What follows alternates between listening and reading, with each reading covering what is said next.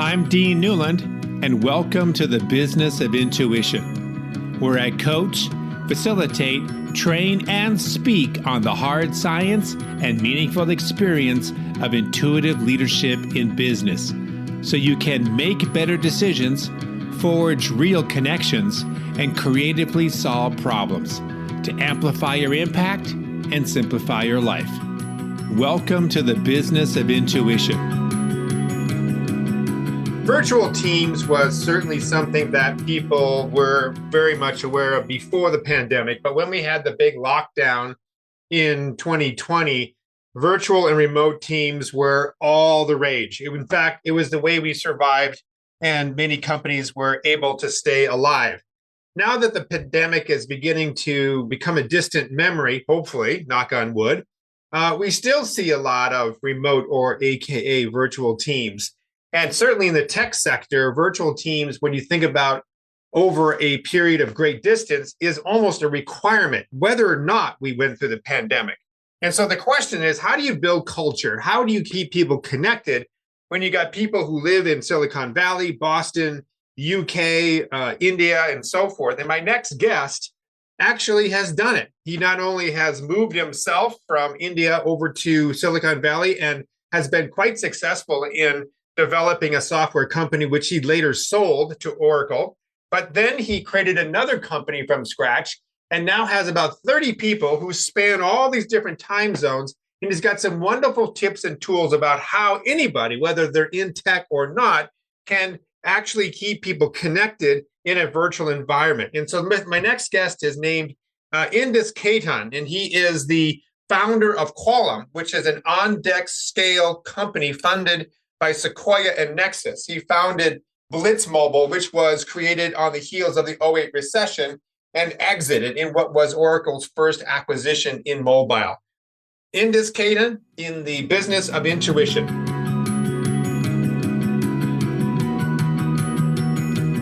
Indus, it's great to have you on the show. I know that you have a pretty interesting background. You've run businesses, you've sold businesses, you've got a team that spans across the United States and all into India.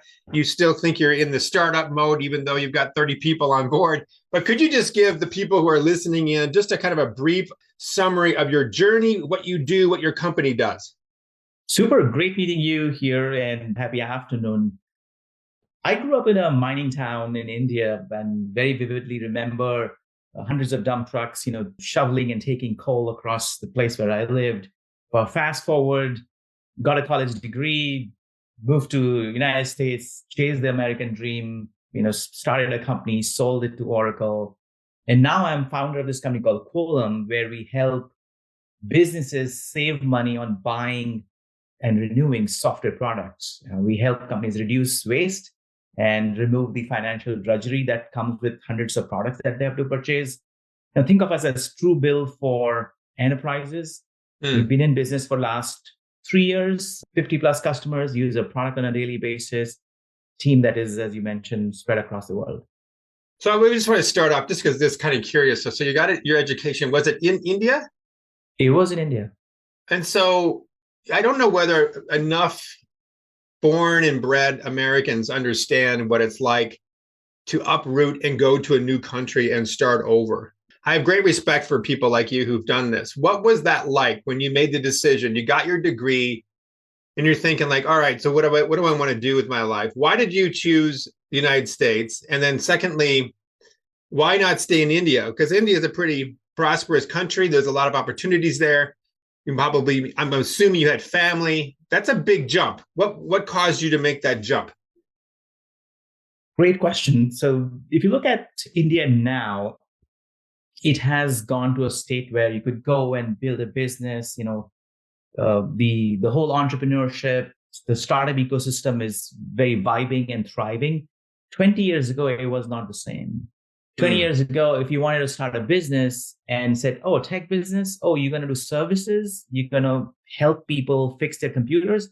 There was nothing called as innovation-driven startup tech ecosystem. And this was late 98, 99.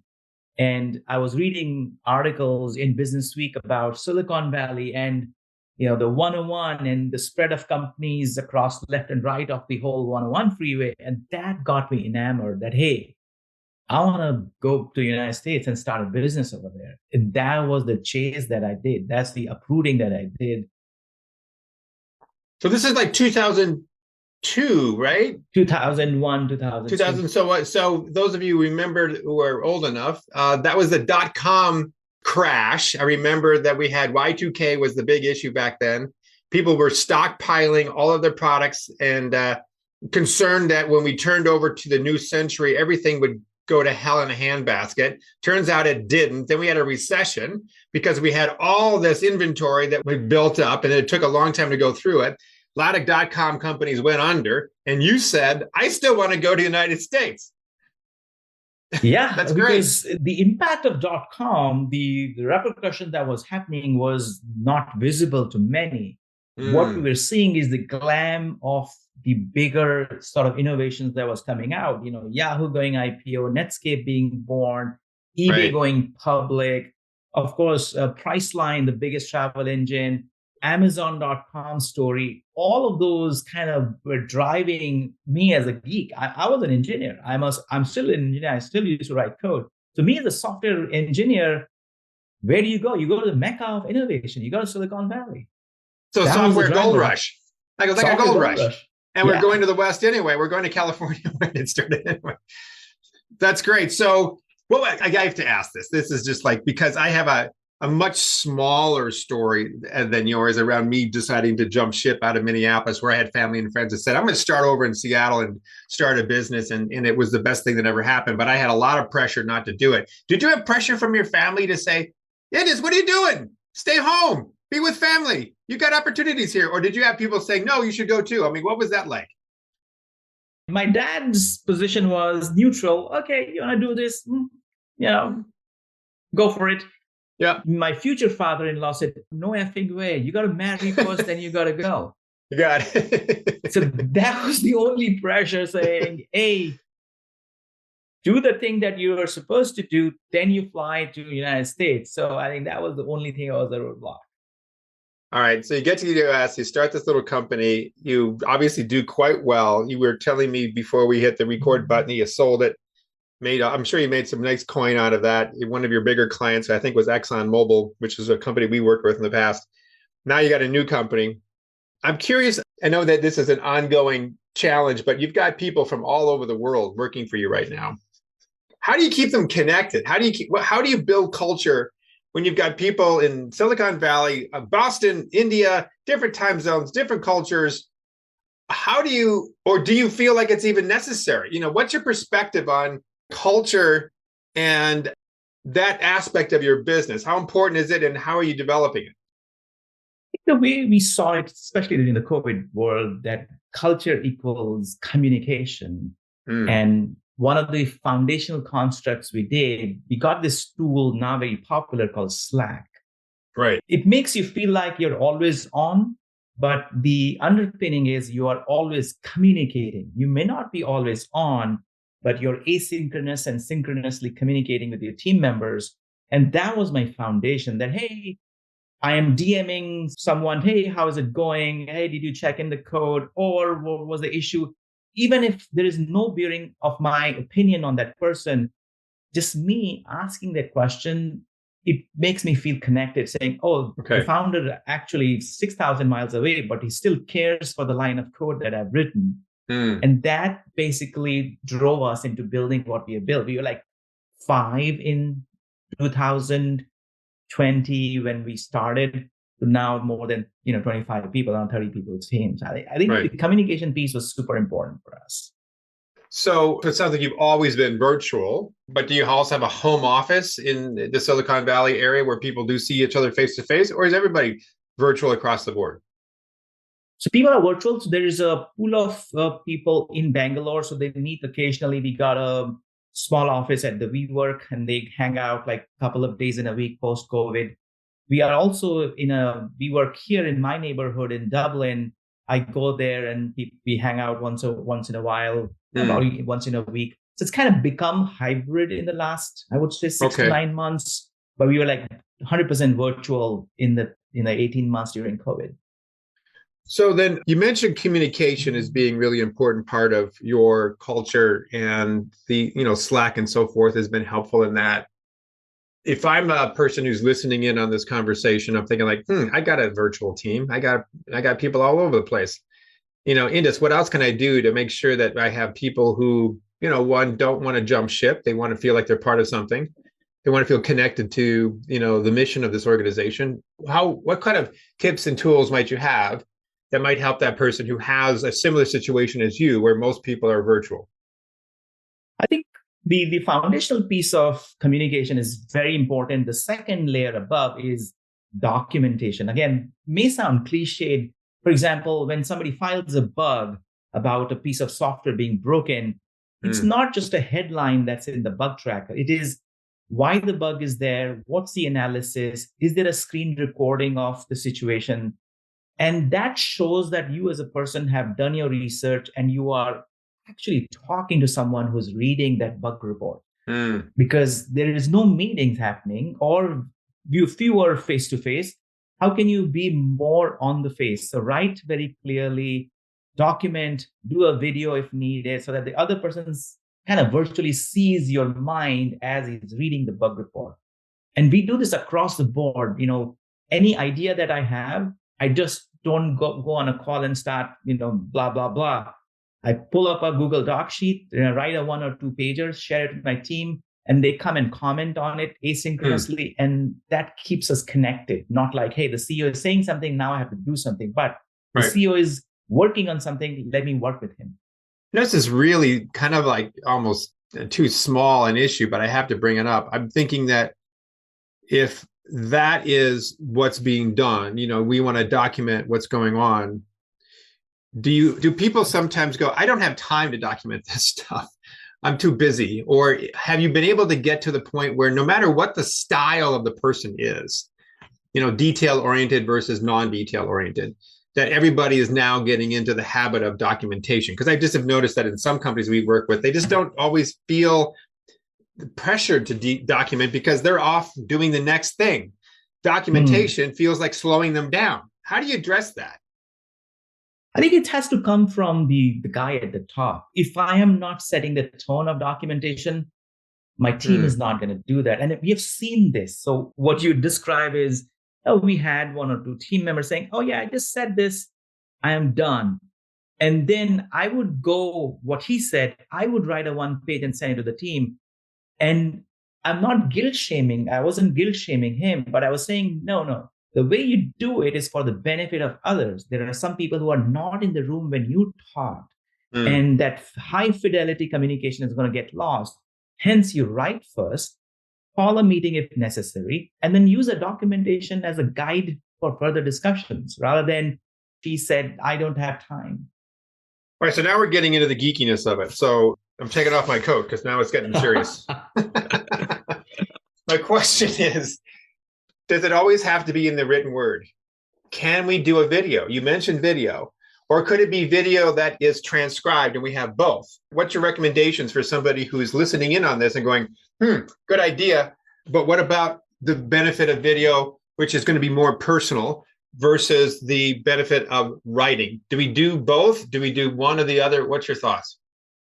We do both, but also use video sparingly and very precisely because, again, finding the needle in the haystack of the video of 30 minutes could be difficult. So I'll tell you 2 examples where we use video. So bug reports, for example, if I find an issue on the software, I use a tool called Loom, Loom. It just does booms, press a button, it screen records, puts me as a face in the screen and my audio, and then put that link internally on Slack or what have you, and boom, done.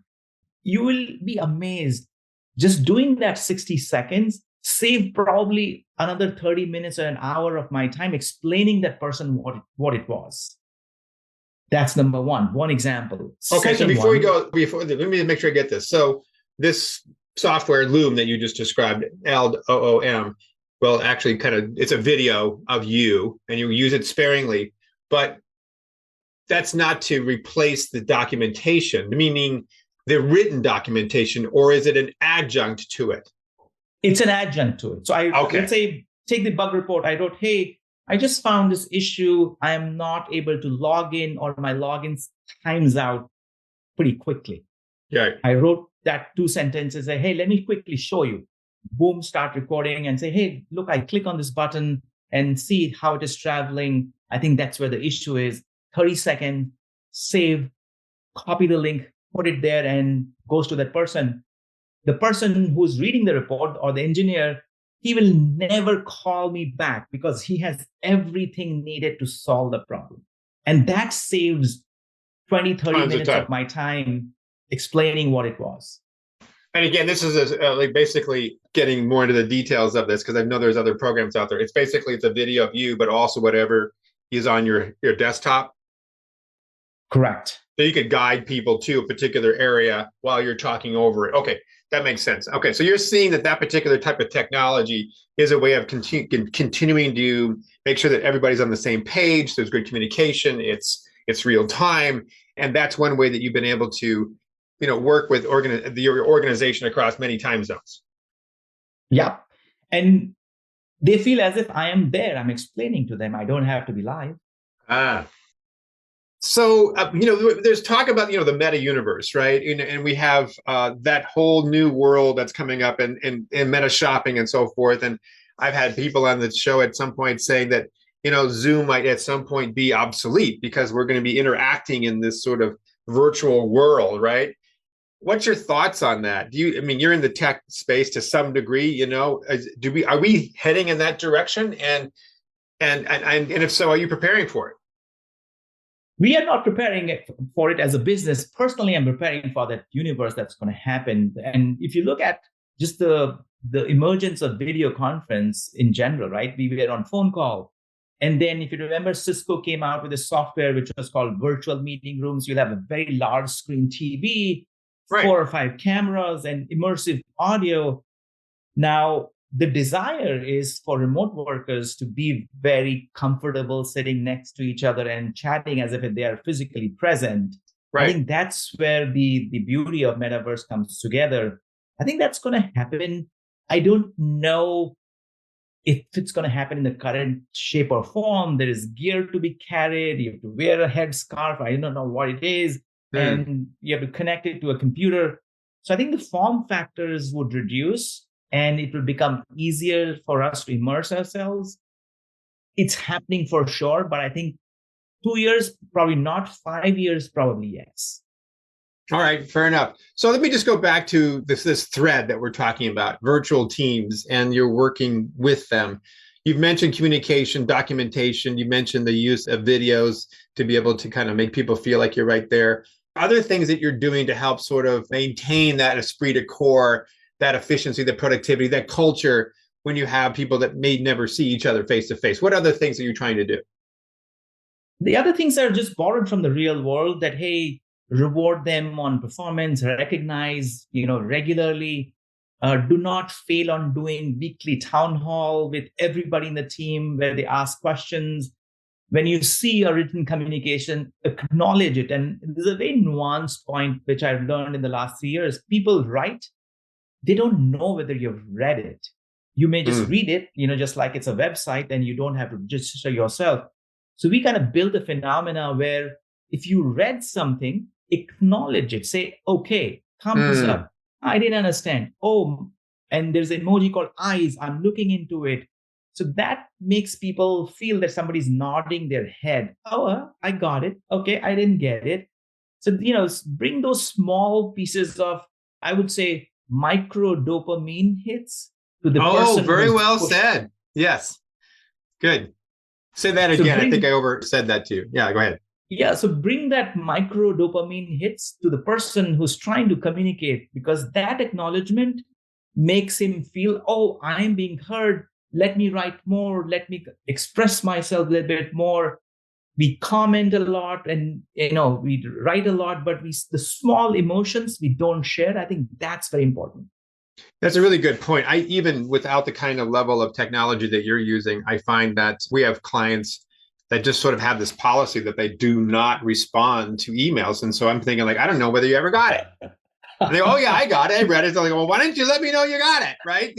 It's not just that I need the dopamine or the serotonin hit that you just described. It's that I want to know whether or not that made sense. I mean, just like in a conversation, if I was talking to you and you were just flat and you said nothing, your eyes didn't change, your eyebrows didn't change, you were just static, I would kind of go like, hello, is anybody there? But we're not doing that in technology sometimes with email or with texting or so forth.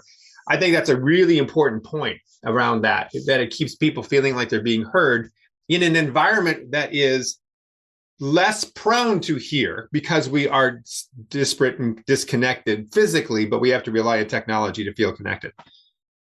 That's great. That's great. So what do you see, for your business moving forward? What's your vision? I think we started very simply thinking if you follow this industry, what has happened, money was cheap last 5 years. There's so much venture capital got pumped in. And people spent that at will. They bought products, they bought services without any justification, without any real use.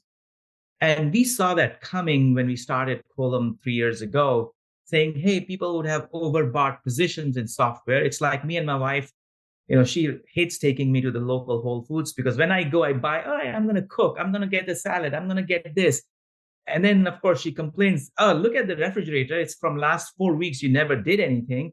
Right. So it's the same thing that happens in businesses. You buy stuff, you don't use it. So we come in, we help you clean your proverbial software refrigerator, get rid of things that you don't need, put policies in place so that you don't overspend in future. And of course, it makes the CFOs happy because we save truckloads of money and use that cash to do something much more meaningful.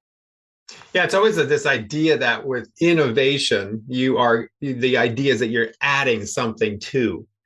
And I think there was some term I heard like exovation, which is doing that sort of like going through and going, what do we need to get rid of? Like your refrigerator analogy. What food do we need to clear out because it's rotting or we're not using or we'll never use it, right? In the same way, it's like, well, let's continue to innovate, but let's also exovate to say, what do we got to get rid of that is clogging us up, where maybe it's costing us money that we don't need to be spending, and it's just sort of taking up energy, like clean. It's like a spring cleaning. We all feel better when we do it. Absolutely. And just like the proverbial refrigerator, if you leave that pineapple for 6 weeks, it'll start rotting and it'll give you smell, and then all sorts of microorganisms would pop up and they'll make you unhealthy. Same thing with software. If you leave software unused, people will hack into it, they'll steal your data. You do not know where the vectors are, so you got to clean it up. Yeah, very good. Well, Indus, this is very fascinating. I think that we found our way through this pretty well, around talking about how do you manage an organization across these different time zones on a virtual basis. I think there's some great tips on this. How can people follow you or get to know you better outside of this conversation? Very simple, Indus Khaitan. You look me up on LinkedIn and Twitter. I'm kind of semi-active on both channels. Okay. My company is Quolum, Quolum.com. Just find me on the internet. And what does the word Quolum mean? Is there a significance for that? There is a significance. Quolum is actually an inflected form of a Tamil word called Quolam. And what it means is, so in Tamil Nadu or Chennai, women of the house, they go out every morning and draw outside of their homes in the patio or in the porch using rice powder. So they'll draw cosmic, they'll do floral, they'll do mythology, and then depict their understanding of the world beautifully done on the floor using rice powder and maybe colorful rice powder. And that is ephemeral. It kind of fades away as the wind kicks in during the day, water and elements kick in. And then they go back and draw another one the next day. Mm-hmm. So Quolum is derived from Quolam, the Tamil word. And the idea is, we have software that are signals. We keep renewing our subscriptions. And hence that, recurring vow has to be thought through, just like we do it with the, drawing on the floor. I love it. It's very good. And that's a great story. And I wanted to ask you also, keep thinking that was the end of our conversation, but no, I have more questions. Is there some significance with your first name or a story that goes with that?